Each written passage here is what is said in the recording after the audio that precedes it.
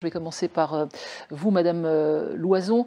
Une question de Monsieur Bensalah qui demande si le bois et les déchets de bois peuvent être source de bioaérosols. Oui, potentiellement. Je pense notamment le bois quand il va être humidifié et finalement il peut facilement moisir. Le bois, on le voit même chez nous quand on stocke du bois ou du matériel, on peut avoir le développement de moisissure et ensuite la manipulation finalement du déchet de bois peut entraîner l'aérosolisation de spores de moisissure. Donc oui pour le bois. Question de Béatrice Cambus. Comment l'usinage des métaux peut-il induire des bioaérosols ? En fait, c'est l'utilisation de l'eau, c'est l'eau qu'on utilise pour la découpe des métaux, par exemple. Souvent, c'est l'eau qui est sous pression et qui va potentiellement il va y avoir l'aérosolisation des gouttelettes. Et si ces fluides de coupe ne sont pas suffisamment changés ou il doit y avoir une traçabilité de la contamination des fluides. Finalement, s'ils ne sont pas suffisamment propres initialement, on peut avoir l'émission de bioaérosols. Docteur, un étonnement, on va dire, de M. Hadjidé qui rappelle que vous avez précisé au début de votre intervention que les articles portant sur le milieu de soins avaient été éliminés et il se demande pour quelle raison. C'était pas la commande que j'avais initialement. On m'avait demandé de faire un point sur l'effet des bioaérosols hors milieu de soins et hors pandémie SARS-CoV-2. C'est la raison pour laquelle je n'ai pas... Parce que si l'on avait intégré le SARS-CoV, l'épidémie, on avait beaucoup d'articles. On avait beaucoup d'articles sur le SARS-CoV-2 et le milieu de soins pose des questions en fait... si je peux en parler quand même, pose des questions très particulières dans le sens où la plupart du temps, en fait, on a identifié en fait les agents biologiques qui sont présents, les patients qui sont par exemple hospitalisés pour une pathologie infectieuse. On a identifié en fait l'agent biologique, ce qui est complètement différent dans tous les autres milieux professionnels où les agents biologiques ne sont pas toujours identifiés. Donc ça aurait demandé une présentation particulière. Voilà, ça aurait demandé une présentation particulière. Oui, il me semble que de ce que vous avez dit, il y a une augmentation significative des publications qui sont relatives à l'aéromicrobiologie. Ce n'est pas lié à la pandémie, c'était bien avant. Non, c'est bien avant, puisque on voit sur les chiffres, sur les courbes, sur cette diapositive et ce graphique que j'ai repris de la publication, puisque ça commence à 1965 et on voit l'augmentation des publications concernant en fait tous les types d'agents biologiques qui augmentent progressivement. À partir des années 1990 en fait, et c'est vrai qu'en 2020 on a pour les virus la courbe rose qui monte quasiment à la verticale.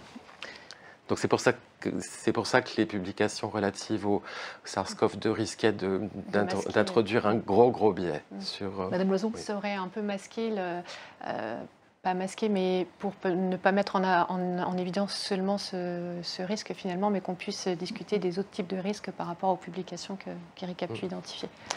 Docteur Durand-Billot, M. Bensalah a deux questions pour vous. Alors la première, je me la posais également, donc merci M. Bensalah. Est-ce qu'il y a des mécanismes de défense chez l'homme contre ces bioaérosols? Est-ce qu'on se défend tout seul? Ça dépend, j'imagine, du type de bioaérosol. Il y a des défenses, il y a des mécanismes de défense, par exemple pour l'allergie. Pendant l'enfance, on est exposé, on le disait tout à l'heure, il y a des bioaérosols partout, donc il y a des agents biologiques partout dans l'air qu'on respire. La majorité, je le rappelle, sont pas pathogènes.